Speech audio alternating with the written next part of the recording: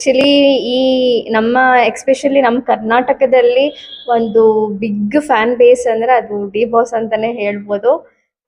ಆದಷ್ಟು ಬೇಗ ಅವ್ರು ಹೊರಗಡೆ ಬರ್ಲಿ ಅಂತಾನೆ ವಿಶ್ ಮಾಡ್ತೀನಿ.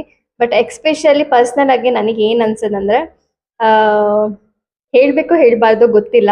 ಬಟ್ ನಾನು ಅನ್ಕೋತಾ ಇದ್ದೆ, ಬಟ್ ಅದು ಈ ಒಂದು ಮೂಲಕ ಹೇಳಕ್ ಇಷ್ಟಪಡ್ತೀನಿ.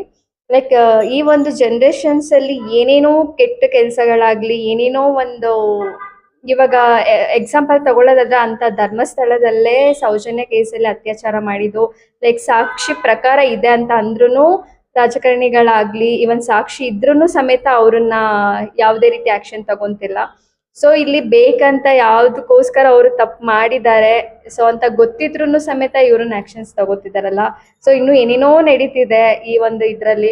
ಸೊ ಎಲ್ಲಾನು ಬಿಟ್ಟು ಪರ್ಟಿಕ್ಯುಲರ್ ಆಗಿ ಇವರಿಗೆ ಇಷ್ಟೆಲ್ಲ ಟಾರ್ಗೆಟ್ ಮಾಡಿದ್ದು ಅದೇನೋ ನಂಗೆ ಅದು ಸ್ವಲ್ಪ ಬೇಜಾರು ಅನ್ನಿಸ್ತು.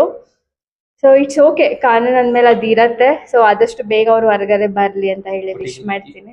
ನೀವೇನ್ ಹೇಳಿದ್ರು ಅದೇ ತರ ಕೆಲವೊಂದಿಷ್ಟು ಜನ ವಿವಾದ ಮಾಡ್ತಾರೆ. ಪೀಪಲ್ಸ್ ಆಗಿದ್ರೆ ಇಷ್ಟು ಅಟೆನ್ಷನ್ಸ್ ಆಗ್ಲಿ ಯಾರು ತಗೋತಿರ್ಲಿಲ್ಲ.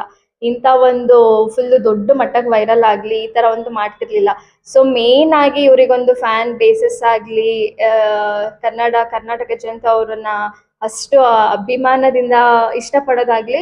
ಸೊ ಕೆಲವೊಂದು ಇರತ್ತಲ್ವಾ ಟಾರ್ಗೆಟ್, ಈ ತರ ಟಾರ್ಗೆಟ್ ಮಾಡ್ಲೇಬೇಕು ಅಂದ್ರೆ ರೀಸೆಂಟ್ ಆಗಿ ಆಲ್ಮೋಸ್ಟ್ ಕನ್ನಡ ಇಂಡಸ್ಟ್ರಿಯಲ್ಲಿ ಒಬ್ರಾದ್ಮೇಲೆ ಒಬ್ರು ಕಳ್ಕೊತಾ ಬರ್ತಾನೆ ಇದೀವಿ. ಅದ್ರಲ್ಲೂ ಎಸ್ಪೆಷಲಿ ಡಿವೋರ್ಸ್ ಅಂದ್ರೆ ತುಂಬಾ ದೊಡ್ಡ ಲಾಸ್ ಅಂತಾನೆ ಹೇಳ್ಬೋದು. ಸೊ ಬರ್ಲಿ, ಆದಷ್ಟು ಬೇಗ ಬರ್ಲಿ, ಅವರ ವರ್ಕ್ ಮೂಲಕ ಎಲ್ಲರಿಗೂ ಉತ್ತರ ಕೊಡ್ಲಿ ಅವರು ಅಂತ ಹೇಳಕ್ ಇಷ್ಟಪಡ್ತೀನಿ.